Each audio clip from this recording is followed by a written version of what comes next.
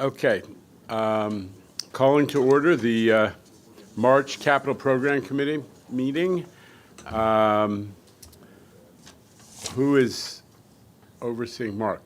Mark, would you introduce the public speakers? Yes, Mr. Chairman. We have 6 members of the public registered to speak today. 5 are in person and 1 is remote. As a reminder, we ask that all speakers adhere to the MTA's rules of conduct and decorum. We would also like to remind the public speakers that in the interest of time and fairness to all, we limit everyone to 2 minutes. Please be aware that there will be a warning beep reminding you that you have 30 seconds to conclude your remarks. Our first speaker will be Jason Anthony, followed by Christopher Greif. Good morning, Jano, Jamie, and rest of the board members. Jason Anthony, the Transit Guru. It is good to be back on to Broadway. Last weekend, we heard a very sarcastic comment from someone from the federal government saying that, I should quote, the system has to be fixed within hours. And I was thinking into my head, how is it possible that a 120-year-old system could be fixed in hours? Did that person lost his mind? As a native New Yorker born in the Bronx, in the Southview neighborhood, who lives now in Brooklyn, doesn't think that that is possible. Let's think of it this way. That requires of money, investment, and commitment. Knowing Jano and Jamie for over 5 years now, they have the dedication of what it takes. This is why we are saying to the federal government, don't take us as fools, because the MTA is dedicated to fix the system, but it takes time. It takes money, but it doesn't take hours. So the MTA is fixing it. So let us do it the right way. Thank you for your comments. Our next speaker is Christopher Greif, followed by Alita Dupree. Good morning, everyone. Christopher D. Greif, president of ADA Accessibility Transportation Group. As my other colleagues and advocates have been saying the same thing, and I'm going to say this, our federal transportation always forgets that the funding has to come in for accessibility. To tell them to fix something an hour, last time I checked, we didn't become superheroes that quick. We're not Superman, we're not Wonder Woman, and we're not Supergirl. But the one thing that upsets me is, why is federal transportation does not look of us that we are doing very well with congestion pricing, and that funding goes to accessibility. Accessibility is a very important moment here, because we need to update not just elevators, but everything on the accessibility. And as an advocate for almost over 32 years, we've been advocating to get better updated transportation accessibility. We have gotten done, and I've seen it getting done. But how can we get it done if some of our elected officials, some of our other groups are looking at the past but not moving to the future? The future of accessibility rides with us. The future tells us we need to move on to update our technology. We have new trains, new buses, new railroads, even more coming up. But again and again, everyone talks about what MTA does not do a good job, which is not true. That is the old. This is the new MTA, the new improved MTA. And if they want to check the facts, let them show up here. I don't see them here at all. So where are they? They should be here and attending these committee meetings or the full MTA board and hear and see what's been going on. Thank you. Thank you. Our next speaker is Alita Dupree, followed by Jack Connors. Thank you. Good morning, Chair General Lieber and members. Alida Dupree for the record. She and her with Team Folds. Really good to be back with you. You know, airplanes and me. It's kind of hard because I'm afraid of flying, but good to be here. You know, capitals everywhere. Your capital agenda is a 109-page PDF. It shows just how much we have to do to keep this $1.5 trillion asset going. This is probably the most valuable transportation system in the world. And I'm experiencing capital.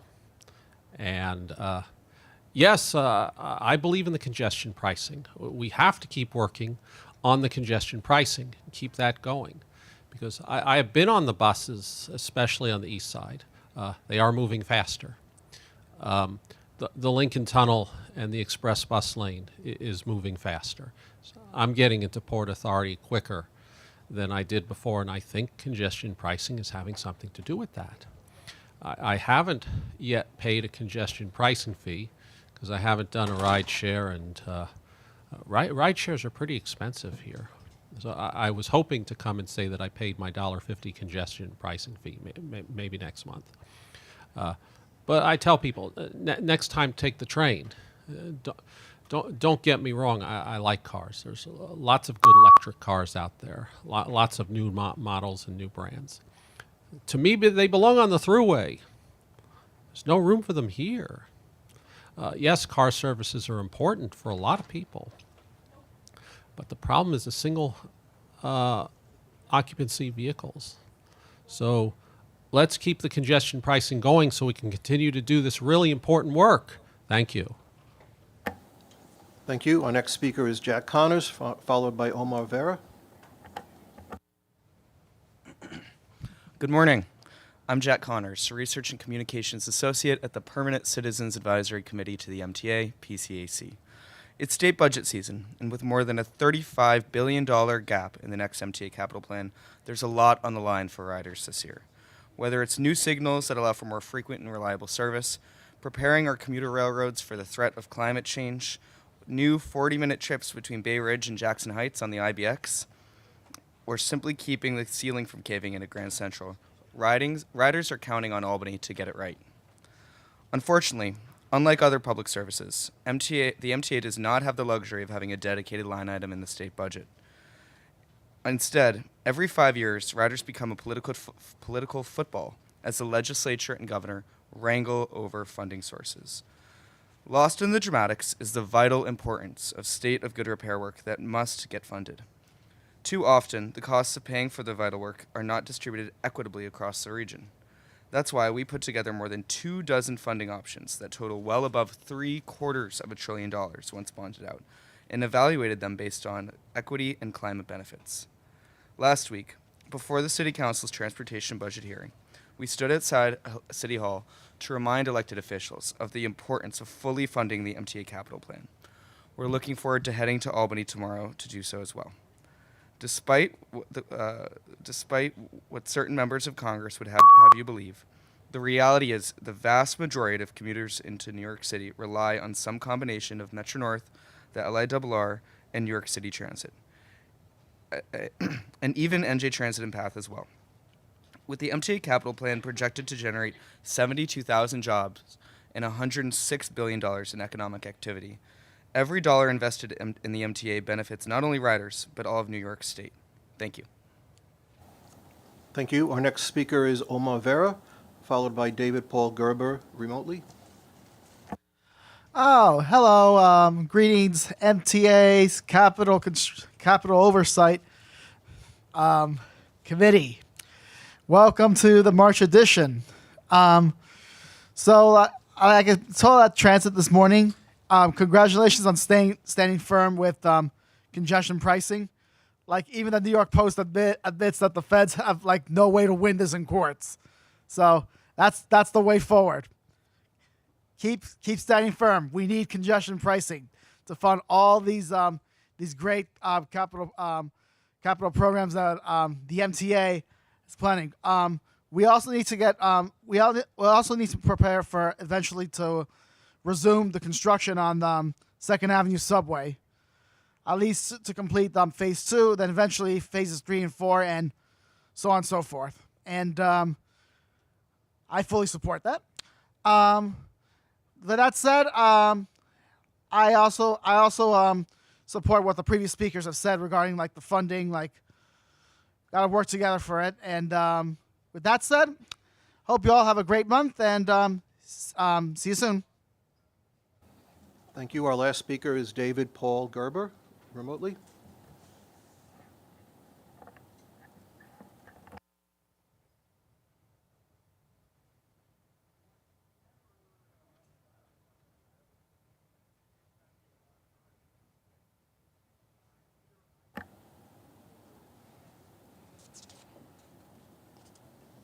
Looks like our last public speaker is not available. Mr. Chairman, that concludes our public comments. Yep. I'm sorry, I was muted. Sorry about that. Sorry. Hi, good morning, everyone. So everybody here are here to support a congestion pricing here. But the document speaks for itself about the current projects here. Congestion price is supposed to pay for upcoming capital projects. The current list in this document shows that many capital projects are way behind schedule. Queens Boulevard West CBTC is about 3 years old. The new bus radio system installation is 4 years late and just finally completed. The ADA at 149th Street Grand Concourse, bundled with Tremont Avenue, particularly at 149th Street Grand Concourse, is now going to be 2 years late. There's another bundle package involving 137th Street City College that is also going to be months late. And there are other multiple projects that are months or sometimes years late. There is no way that the MTA construction development or the MTA as a whole can continue with these projects, even though they're foreseen and unforeseen circumstances within that they can't even do it right.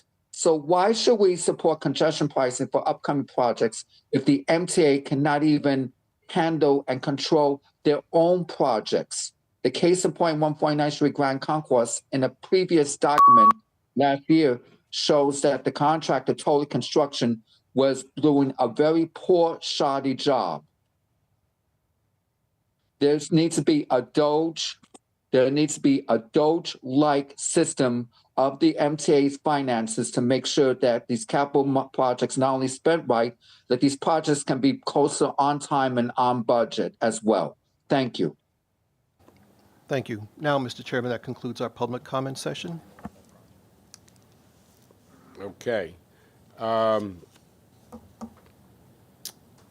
February committee minutes have been distributed and are available on the website. Changes or comments on the minutes, Mr. Albert? On the public speakers, Christopher Greif's last name is misspelled once again. It's EIF, not IEF. Noted. Okay. With that one change, all the minutes are up for a vote. The minutes are approved. Are there any changes to the work plan, Mr. Torres-Springer?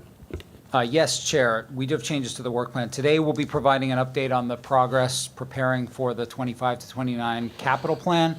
And so we've rescheduled our Signals Business Unit update till later this year. We'll also be dedicating next month's CPC meeting to Omni and have shifted the Systems Business Unit update to occur separately in May. And there are details about this in the committee book. Okay. May I have a motion on the changes to the work plan? Thank you, Midori. Second, Ms. Lopez. Any comments before we vote? All in favor of changes to the work plan? Any opposition or abstention? The changes to the work plan are approved.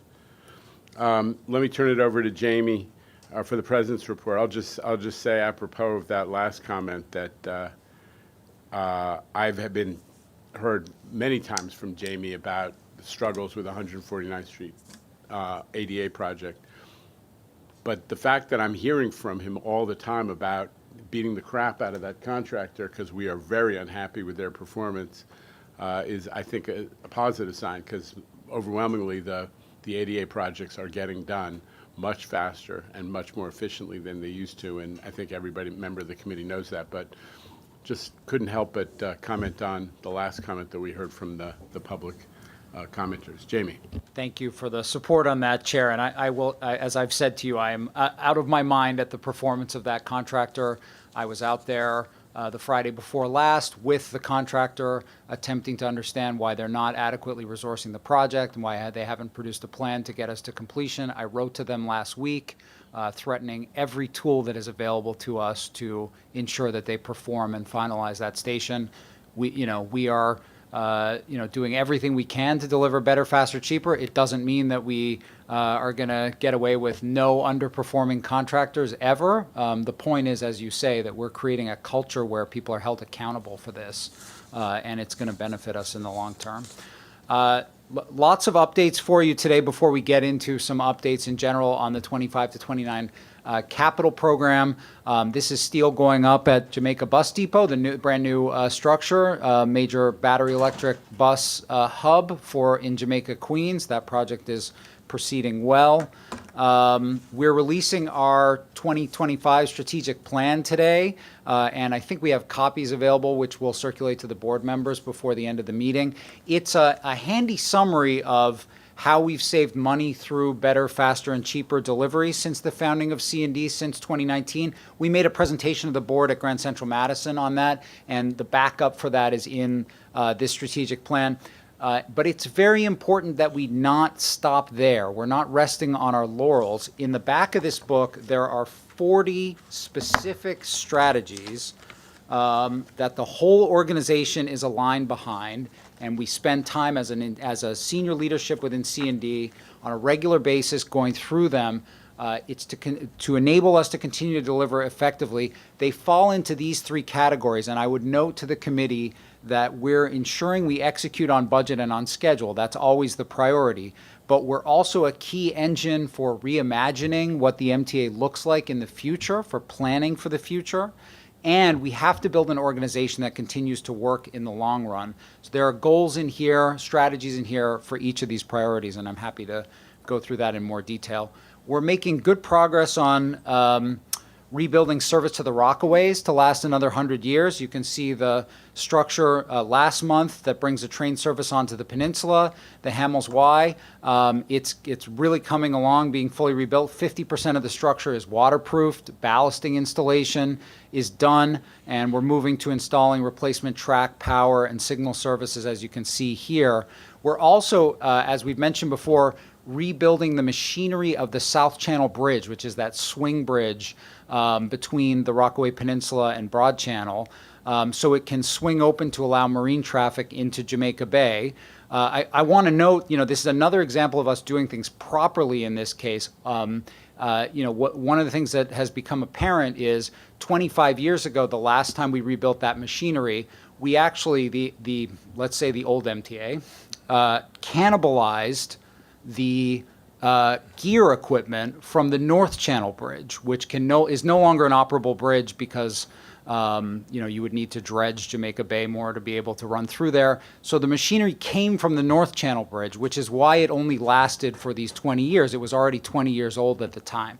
We're making the investment in new equipment on the bridge. We expect that to last 50 years or more so that we don't have to come back and do this in the near future. And those are the kinds of long-term planning decisions that we're making in order to build better projects. Last week, also, we undertook a pretty complex maneuver, which you can see here. We're still running shuttle train service up and down the Rockaways, but the trains require inspection every 90 days, which we can't do on the peninsula. We have to take the trains off to get them to a train shop. So we found a creative way to get the cars off. The South Channel Bridge has been lashed in an open position to allow marine traffic to continue to get into Jamaica Bay. But before construction began, we negotiated with the United States Coast Guard to keep a short window for us to lash the bridge back closed again so we could tow the cars over the single remaining track on the peninsula and over the bridge. and tow replacement equipment back onto the peninsula. Then the bridge was opened and we got back to work. So it's just a really good example of what it means to keep service running for all New Yorkers in our system while we're making these major repairs that are required. I gotta Please, give, yeah. I gotta give everybody in the transit a pat on the back. The service on the shuttle is like 99+% OTP. You know, it's not the most complicated route to run, but we still love that. And that at least the people in the Rockaways are getting really reliable service as this is being done. Go ahead. And they'll continue to do so with this replacement equipment that's been swapped out for the rest of the outage. You can stay on top of the Rockaway project and much more by signing up for our weekly newsletter, This Week in Construction, which comes out every Tuesday. Speaking of maintaining critical service for our customers, everyone's excited about opening day around here, and we reopened the newly replaced escalators at 161st Street Yankee Stadium a week ahead of schedule in order to facilitate all of that movement. We're very proud that we got that done this weekend. Last week, the chair announced that MetroCard sales and distribution will end on December 31st of this year. This was enabled by the uptake in tap and go use across our system, which you can see in this chart, a 20% increase in the last 12 months of Omni adoption. And this was a whole of MTA effort, but I want to note that from a capital program, capital delivery point of view, this was enabled by the great work that our Omni delivery and operations and services teams, supported by other parts of C&D, have done since we took Omni over and started running it as a mega project last year. This included a rebaselining of the project that added 4,000 separate activities to be tracked and managed. You know, the chair, you always talk about having done that for East Side Access. That was very important that we do that here. We also, at the same time, and this committee approved and the board approved, contractual incentives for the vendor to get to timely completion, and the program manager to hit critical milestones, and technical innovations that have been made possible by our systems approach to delivery. All of that enabled us to get to the point where we can get to the sunset of MetroCard. Of course, the most old school capital intensive element has been major progress replacing our aging fleet of MetroCard vending machines with new OmniCard vending machines for those who can't tap and go with their bank or credit card. Our crews have been installing 3 to 4 new Omni machines per night after we work the vast majority of the kinks out of them.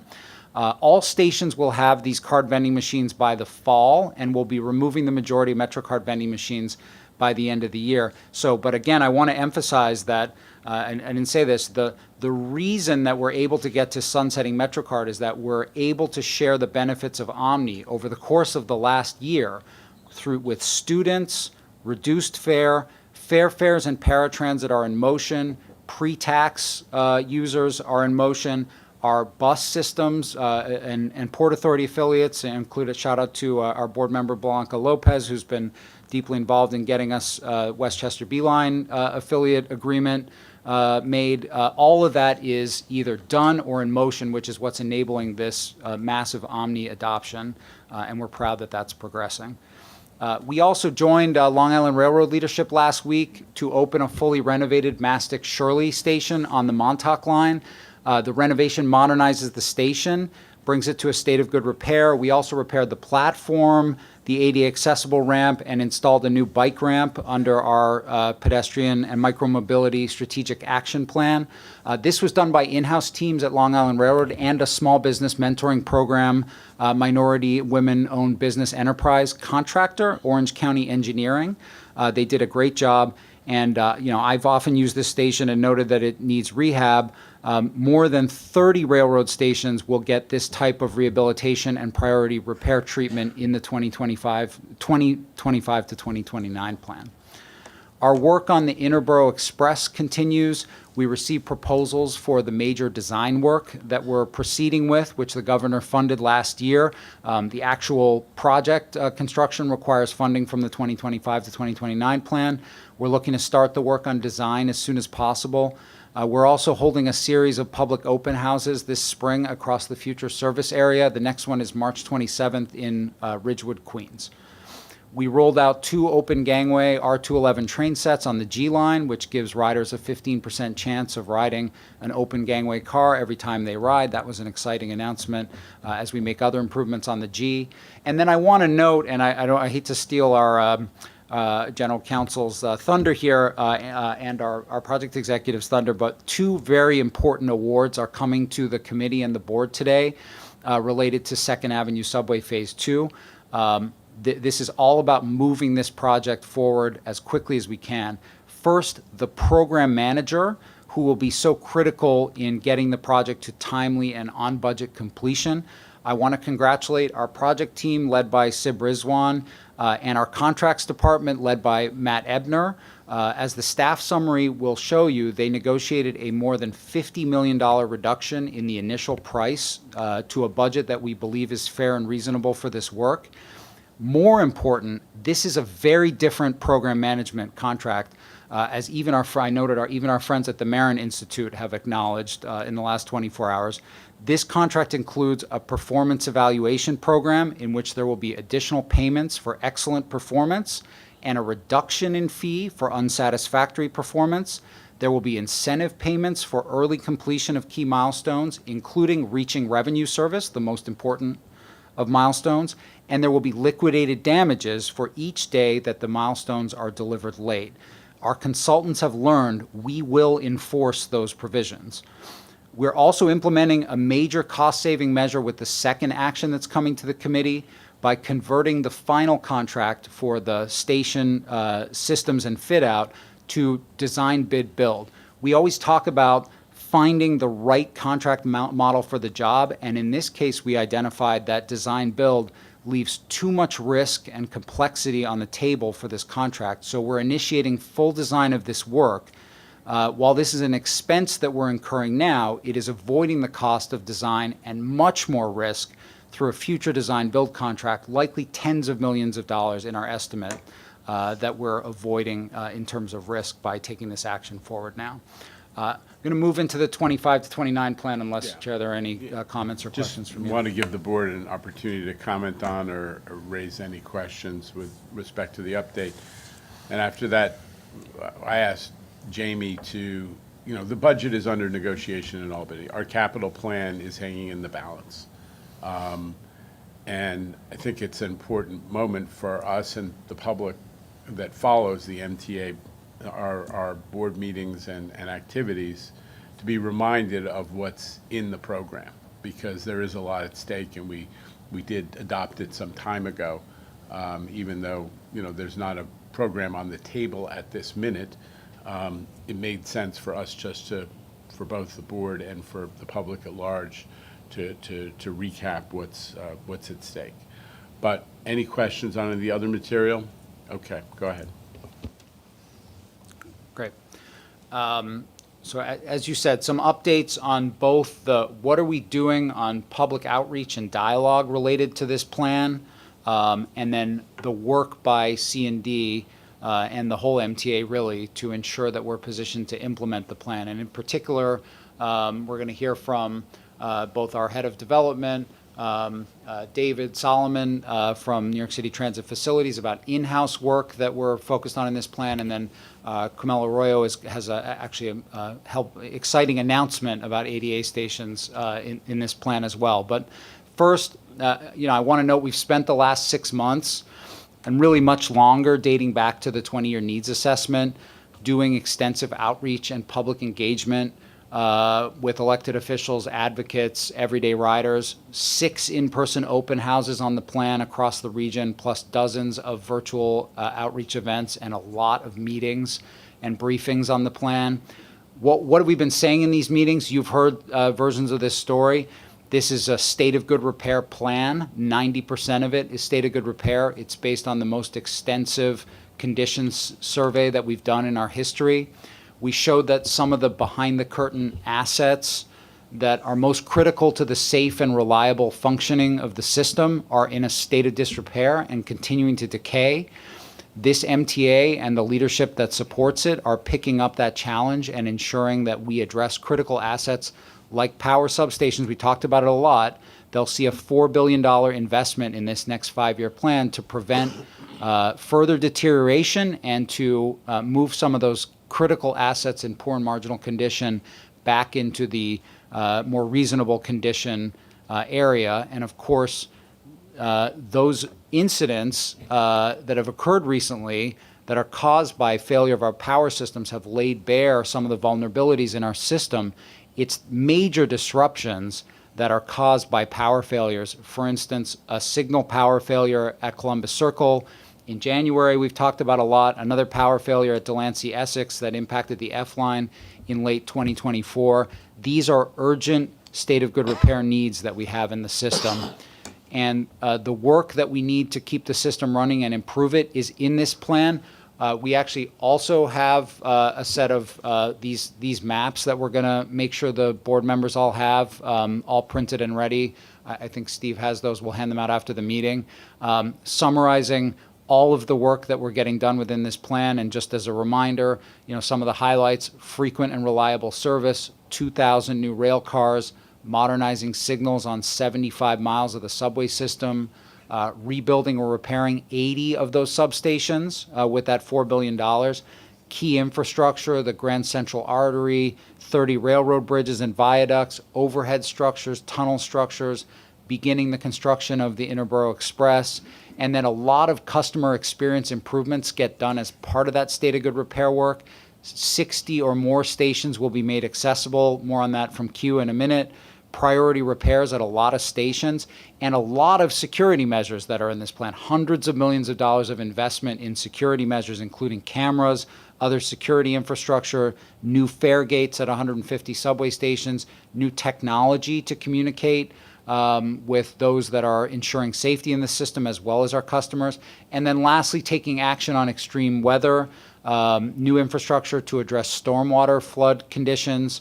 Over 20 miles of the Hudson Line will be protected, safeguarding bridges, and 500 new clean zero-emission buses, all part of this plan that are that the board has previously approved and that are under discussions during the budget session in Albany. And of course, on top of that, we've heard from the Partnership for New York City, independently evaluated that this will deliver economic benefits to the entire state.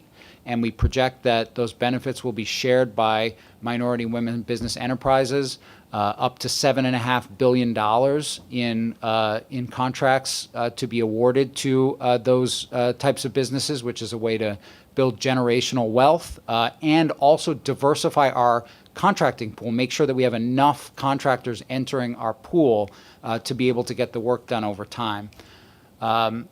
We're prepared to deliver this program, and we've been communicating that in all of these meetings.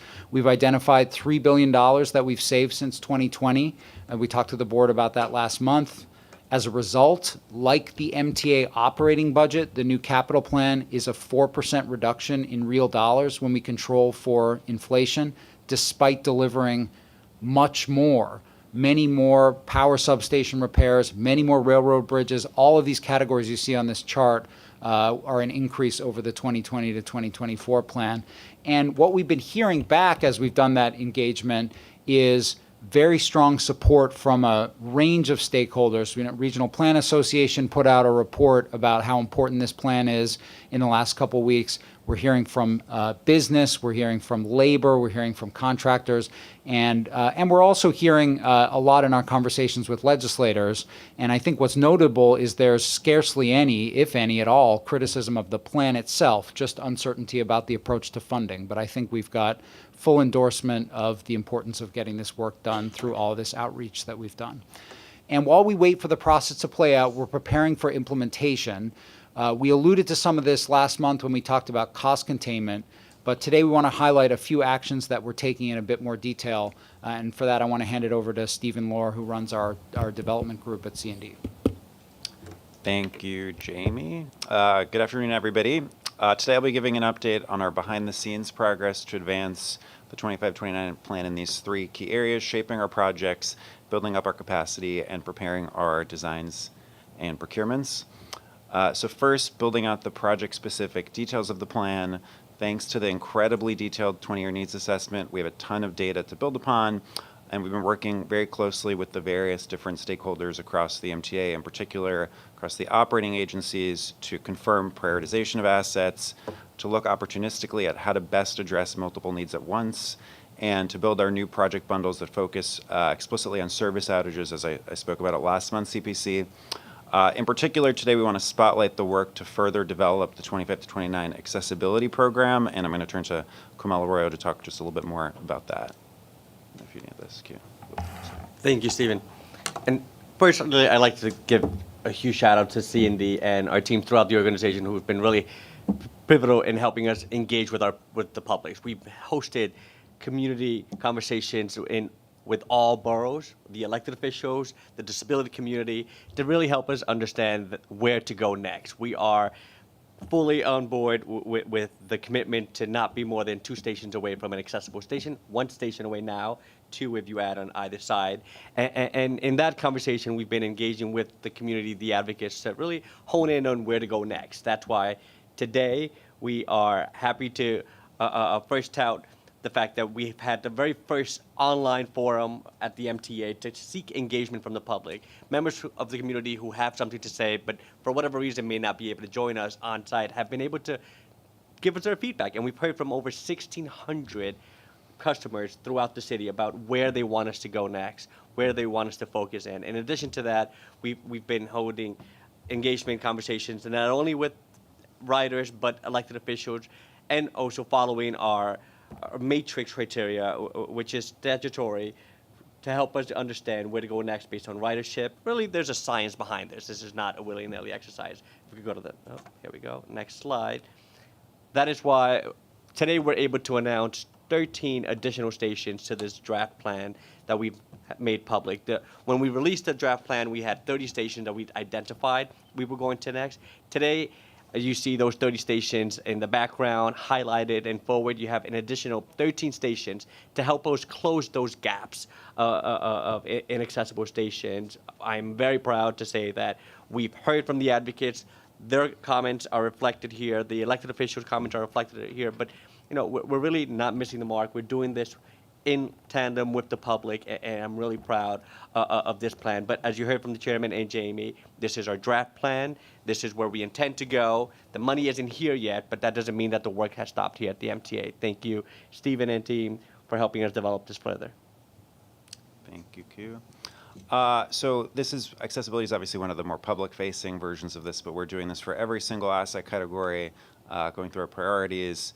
And this feeds into the bundling we spoke about last month at CPC. Of course, want to underscore the point. Whenever we're disrupting customers and taking a segment of track out of service, we want to make sure we're getting everything done that needs to be done.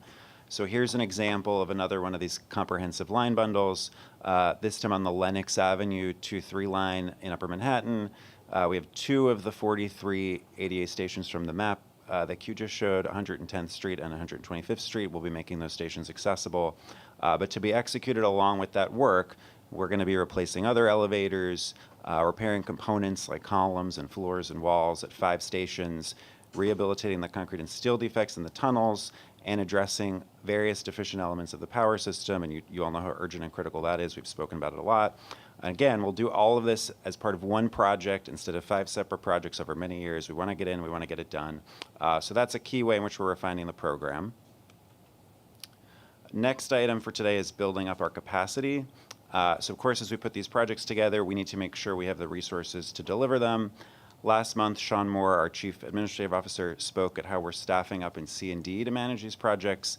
But there's another aspect to building our capacity here at the MTA that we didn't cover, and that's growing our in-house forces who actually perform a lot of this work for us.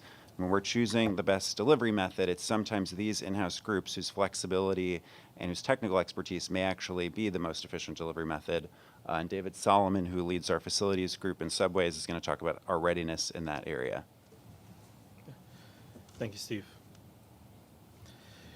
Within the 25 to 29 program, there is $6 billion worth of budgeted work for in-house forces across all the MTA agencies.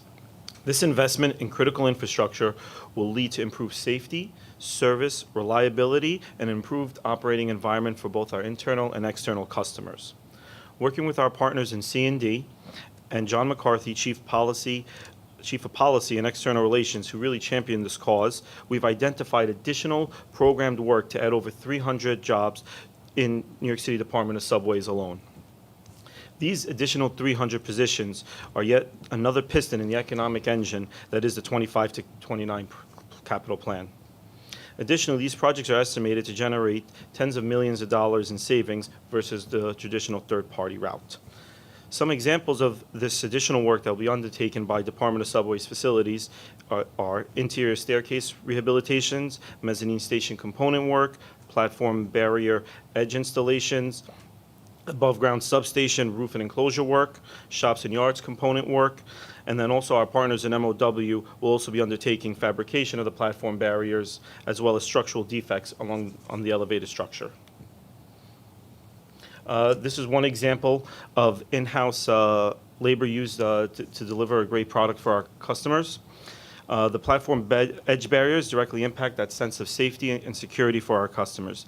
To date, we fabricated and installed barriers at 19 stations, with 125th Street on the 456 being the most recent this past weekend. Here you can see the partnership working side by side with our brethren in MOW Iron, them fabricating, working alongside with us with the installation, and with that, we're going to achieve our goal of 100 stations completed by the end of this year.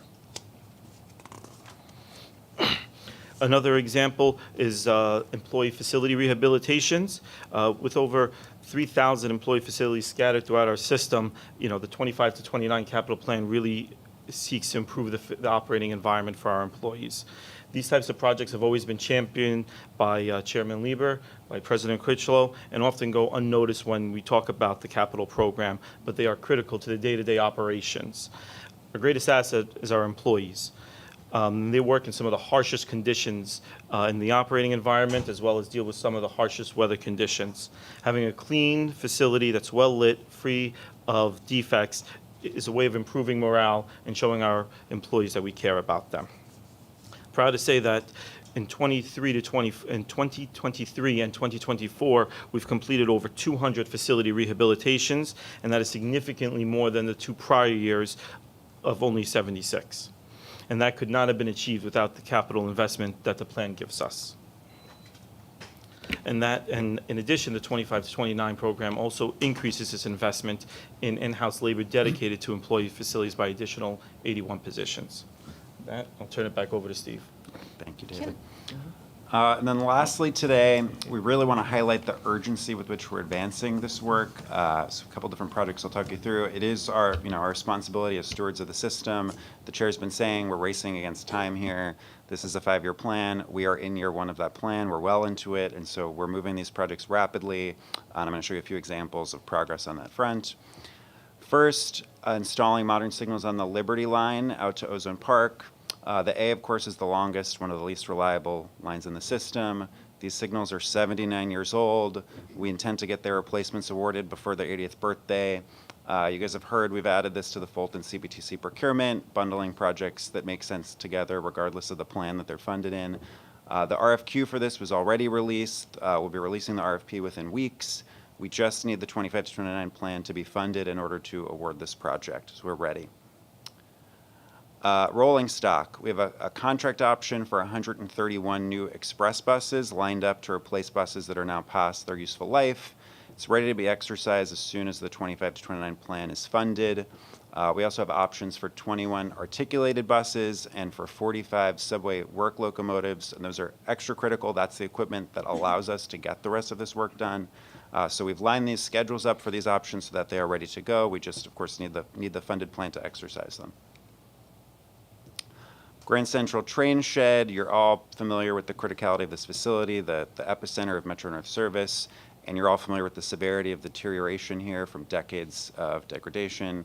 We do have this great partnership with JP Morgan Chase going as they're replacing the train shed roof right now between 47th and 48th Streets alongside the construction of their new headquarters. And we're negotiating with them to continue progressing the next phase of that construction along the adjacent blocks so that we can keep that work moving as soon as we have a 25-29 plan. Further north, along the Hudson line, we've advanced an initial package of climate resilience work between Tarrytown and Ossining and bundled this with an electrification project from the 2024 plan, excuse me. This is addressing some of those dangerous slopes and undersized culverts that have been so disruptive to Metro North service over the past few years. It's another project's in design now, and we will be ready to issue an RFQ in the next quarter. We just need an approved plan in order to move the procurement. On Long Island Railroad, we're designing circulation improvements on the western pedestrian bridge at Jamaica Station. This is to help improve the transfer experience between platforms there, particularly for customers going to and from Brooklyn. It's another project we'll be ready to advertise next quarter as long as we have a plan to do so, but we're well into design on this work right now.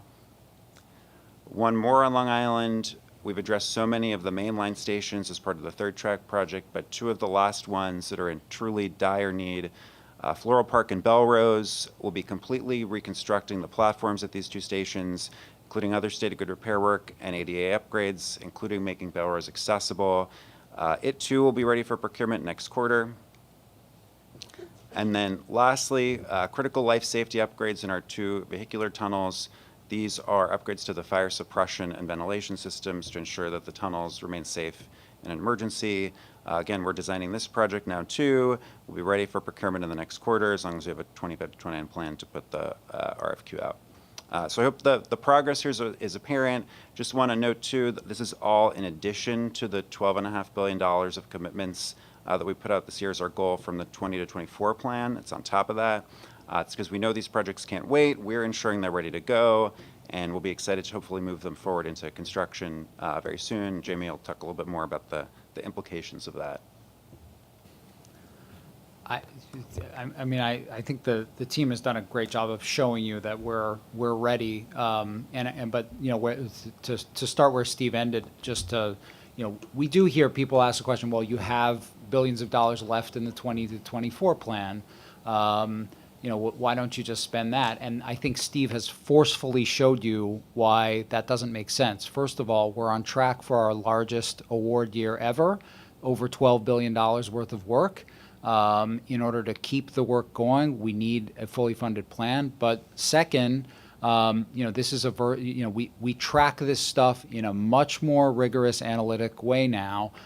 These are the key things that make a subway and railroad system and a bus system work. Rolling stock, track, station components. That's not the aesthetics. It's the station infrastructure that keeps the station from falling in over people's heads. Power, signals, and bridges. And when you look at the condition of those, you see the number that are in poor marginal condition, and also we now have a much clearer picture of the decay that we'll see over the next 5 years. We have to get ahead of that for these components. And if we don't start doing that now, all of those measures that Steve mentioned that line up with work that we're trying to get out the door and started right now, we can't get any of that started, which is what makes it so critical. And if we don't get ahead of it, we all know what's going to happen because we've seen it before. It's precisely the inability to keep up with state of good repair needs in the system. And there are sort of policy analysts that make this critique of big infrastructure programs. The problem is it's too stop and start. There's no consistent base for funding. That can be true. I mean, the way that the MTA can avoid that and has avoided it is by consistently getting fully funded capital plans. And that avoids us going down the road again to the summer of hell. By keeping the system in a state of good repair. So we have a set of next steps. We're continuing to work with the governor and the legislature to secure the funding and the approval, and we've just described all of the projects that will proceed immediately following plan adoption. That's where we stand with the next capital plan. Anybody want to questions, comments? Hayden Mahaltis. So, Steve, David, thank you. Let me do David first and then Steve. So, David, you're using in-house labor to save how much do you think by not using third-party vendors? Is there a number, or are we just being more creative, or? So right now, we're estimating somewhere between 50 to 100 million over the course of the program. That's incredible. That's great. By using the in-house labor. So we're being very creative, which is great. Thank you. And Steve, so if all the great projects that you mentioned that are in design, if God forbid we don't get a fully funded, capital plan, that all gets shelved, and then when we take it off the shelf, the escalation just going to go through the roof, right?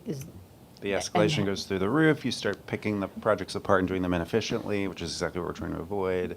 Things sit, they deteriorate further. You have to redesign them again. All the consequences we have talked for the past year about why we don't want that to happen. That's what happens. Yes. Great. Thank you. Midori Valdivia, followed by Ms. Lopez. Thank you, Chair. So, Stephen, really appreciate the presentation. Thank you very much. I am interested in how long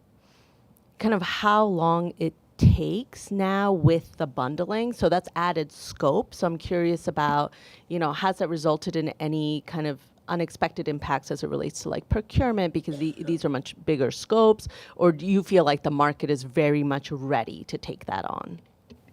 It's sort of market responsive. So there's areas where it doesn't make sense to make a larger project, and we talked a little bit about that last month.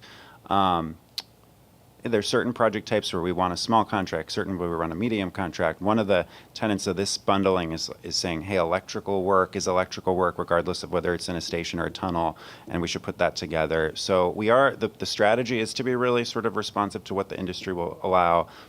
We don't want there to be, 50 contracts that are all, $1 billion each. That is not our objective here. We're trying to diversify and just make sure that whatever way in which we are doing this work, it is the most efficient financially and for riders, of course. Yeah, let me just add to that. Since, many of us have been together since even the pre-Torres Springer days, when all anybody wanted to talk about was design build, right?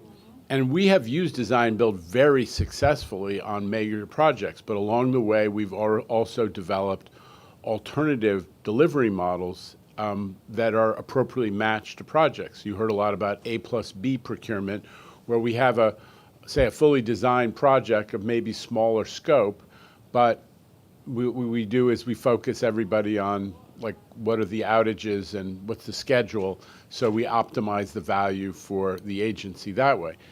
In-house work, what David talked about today is the result of a lot of sophisticated thinking about what different kinds of delivery models we might use. And we've discovered that there is certain scope and certain kinds of projects that really do match up much better and more cost efficiently with in-house work. And we will hire more people in-house to do that work, and we will save money by doing it. So we've talked to the unions plural, especially TWU Local 100, and there's a lot of enthusiasm for this.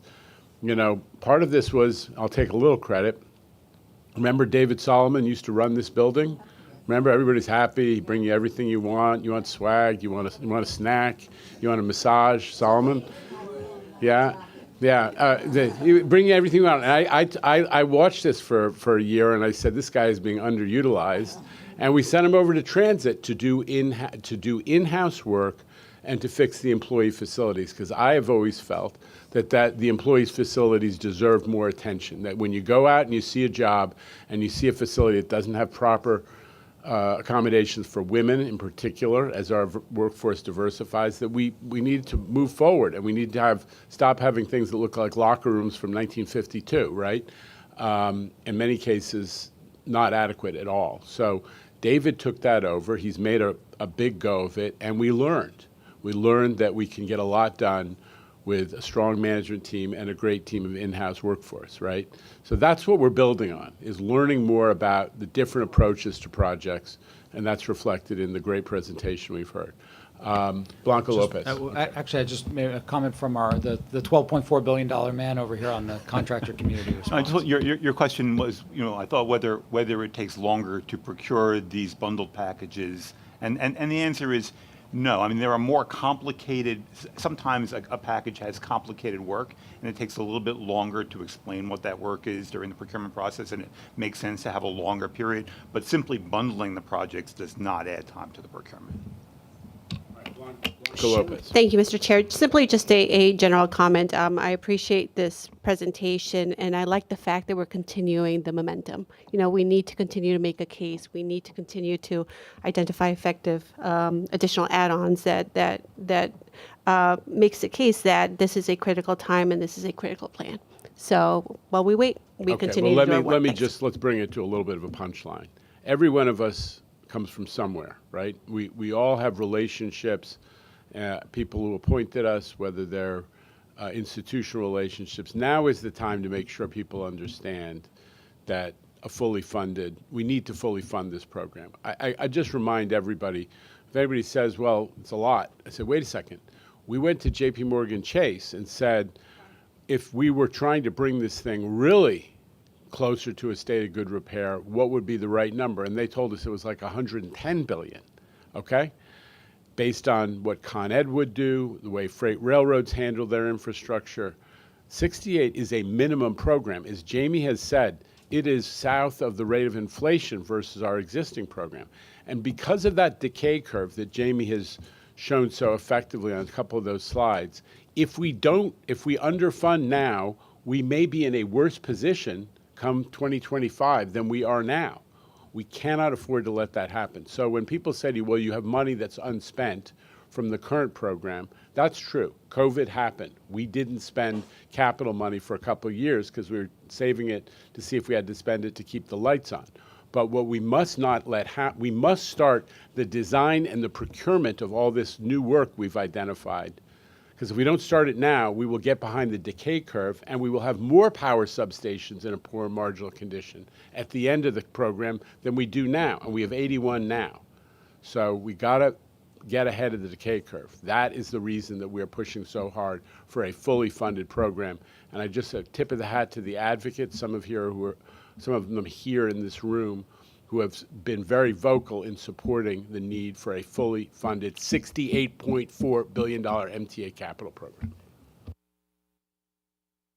Anybody else, or I just wear everyone out? Mr. Brown. Yeah, I'm sort of intrigued by the concept of the decay curve. But is there a how quantifiable is the decay curve, and can we get a periodic update on what the decay curve is demonstrating? Yes, thank you. It's pretty quantifiable. The MTA is gradually moving to enterprise asset management, which is a way that we can really understand what the condition of our assets is. But if you go through the capital plan, you'll see, we can geek out a little bit together about what's called these Sankey diagrams, which show you the condition that our assets are in today, that they were in 2020, that they're in today, how many of them are going to deteriorate to a poor and marginal condition versus how many we're going to improve the condition of if we have a fully funded capital program. So we're monitoring that continuously and very closely, and we will continue to update the board on that. The game is catch up. We got to start catching up on what everybody didn't do, honestly, until 1982. It was a 100-year-old system that was left to deteriorate because it was bankrupt almost from the day it opened because of, we all know that history with the fare and no investment. And we are trying to catch up now. And if we don't, the riders are going to pay the price. That's the bottom line. We got to catch up with the condition of the system or the riders will suffer. It's a must-do. Anybody else? Okay. In part of these meetings is also always the IEC report, and Suresh is going to give us a report on the traffic light review. Thank you. Good afternoon, Mr. Chairman. My name is Suresh Payeti, Program Director of the IEC. This month, IEC is not presenting detailed monitoring of any business unit or program. However, I'll be reporting on the latest quarterly traffic light report, TLR, which is located on page 29 of your committee book. In the fourth quarter of 2024, the IEC reviewed a total of 266 projects, of which 10 are in design and 256 are in construction. Of the 266 total projects, 48 triggered a variance, 44 of which were for schedule, 3 of which were for cost, and 1 was for both cost and schedule. For each project with a variance, C&D prepared a brief project summary, which the IEC reviewed and worked with the project teams and MTA business units to prepare the final reports included with this month's TLR.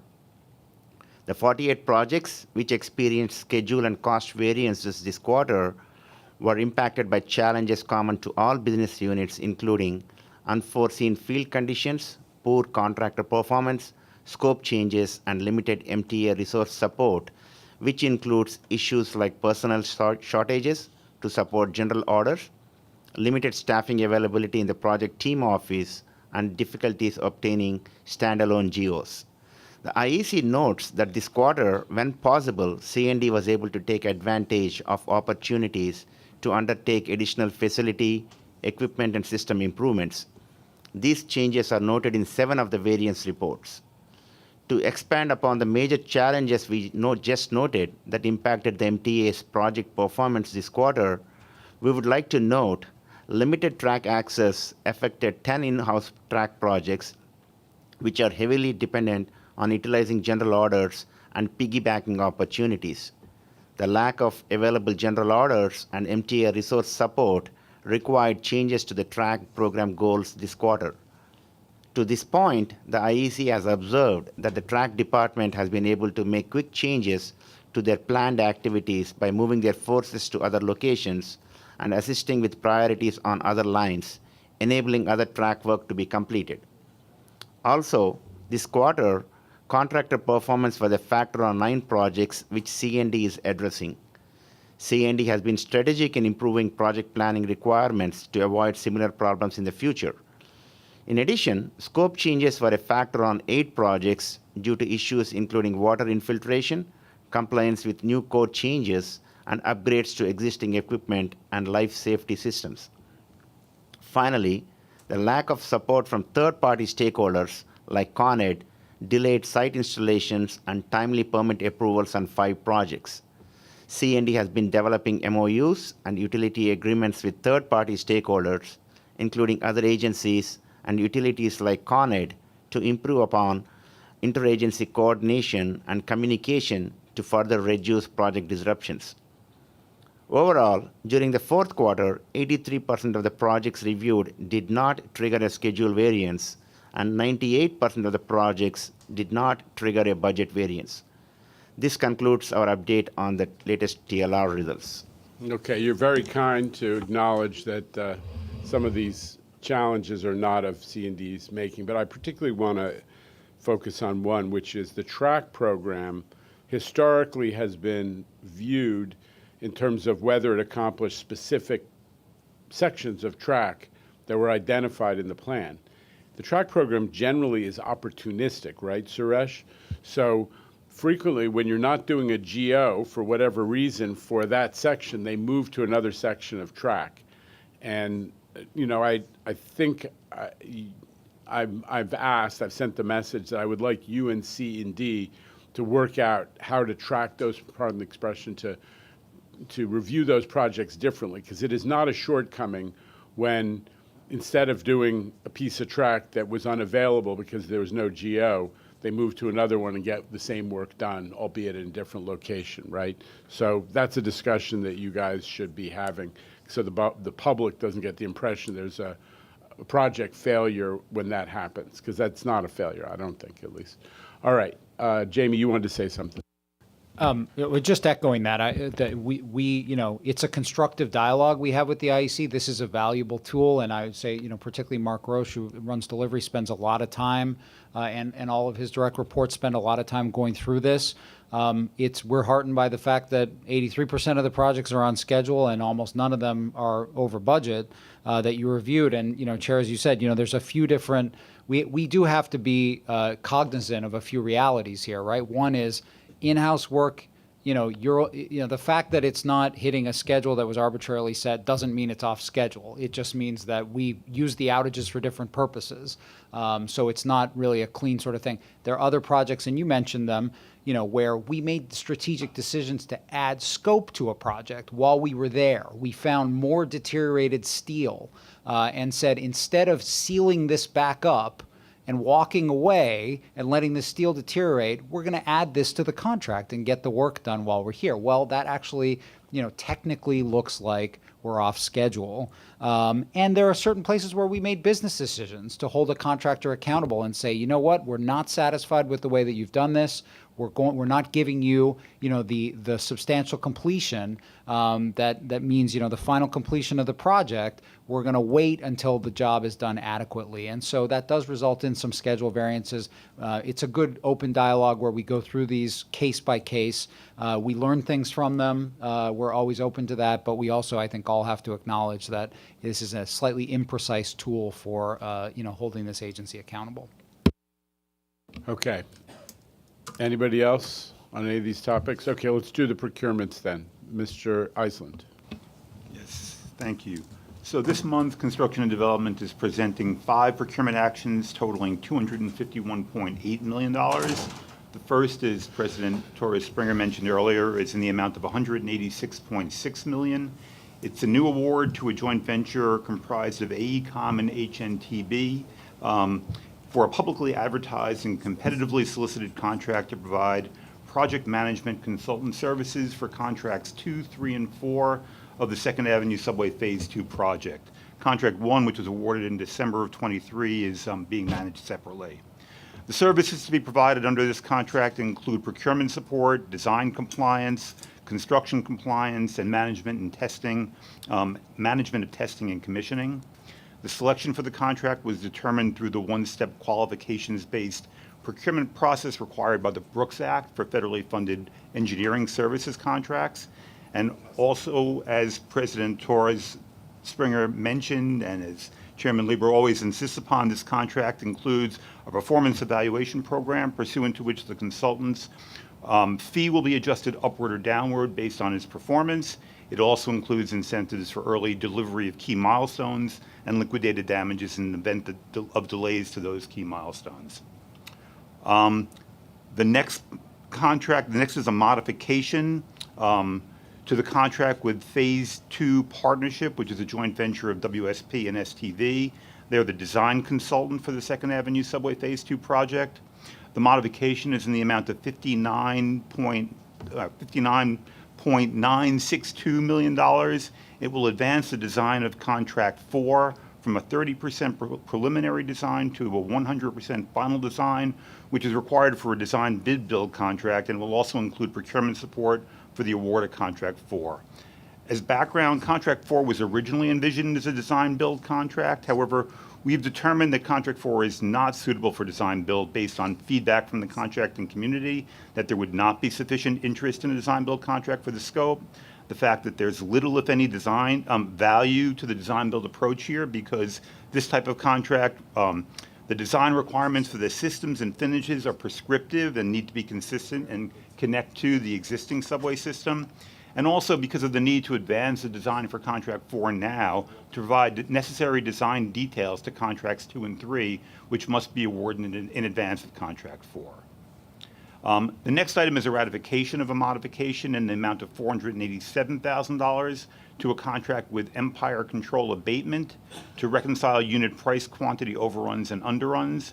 And the last item is a ratification of 2 modifications totaling $4.8 million for changes to the track bed type in segments of the 63rd Street line. The need for these modifications were identified by the contractor during demolition when it discovered that the depth of the track bed fill concrete in several segments was not as shown on as-built drawings, and it was not sufficient for the installation of the specified plinths, which were maintained while maintaining the existing track profile. So this is really a differing site condition that was not foreseeable when the package was put on the street. These items are described in detail in the staff summaries contained within your committee books, and I hereby submit them for your consideration and vote. Anybody want comments or questions on any of this? Mir Joshi, whose phone is now going off.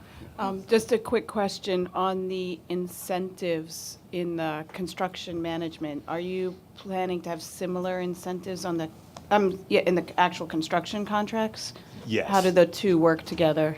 Yes, Yeah. there are incentives, although this contract spans all of the contracts, but yes, each one of them has their own milestones and incentives and disincentives associated with those milestones. Okay, and then a second question, I think you mentioned this, Jamie.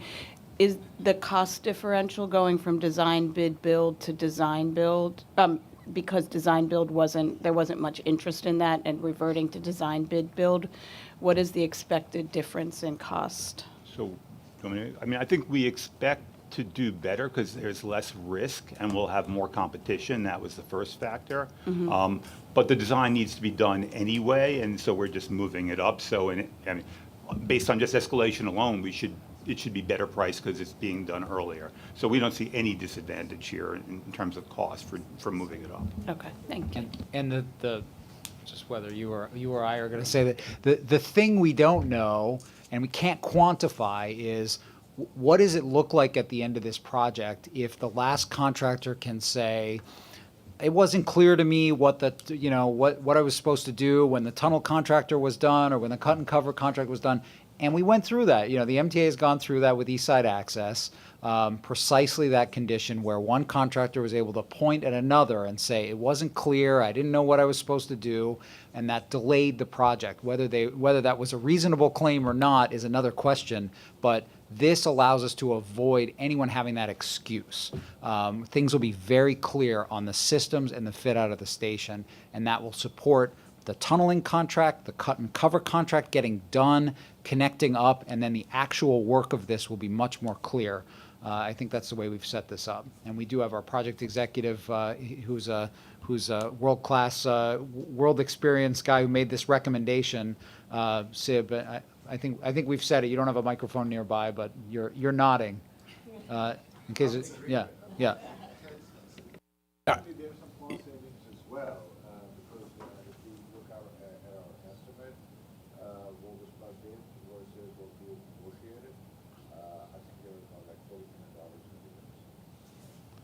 But I got to say, I'm especially passionate about making sure that the consultants who are participate in managing the job are at risk to the success of the project. No more, oh, it's the other guy's fault, or you at the MTA's fault. That is the alignment of interest that we always search for, where the consultant has to ride success or failure in part on whether the team succeeds. They're at risk to the success of the MTA and of the contractor. So everybody's pulling in the same direction, not looking for someone to blame if there's a delay. They're financially at risk for that. And that's what we've been insisting on. Okay, a lot of important milestones. Just so you know, the industry has been fighting for this project management contract since I got to MTA for Phase 2 of 2nd Avenue. And I congratulate you. That is a huge milestone for 2nd Avenue Phase 2. Thank you. Okay. Anybody else? I'll call for a vote then on these various procurements. Evan, you say the magic words. I submit your items for consideration and vote. Motion. Anybody? Hayden Malitzis, second. Mira Joshi. All in favor? Any objections? Any abstentions? The items carry. That concludes today's agenda. Unless there's something else anyone wants to talk about, we'll have an adjournment. Thank you.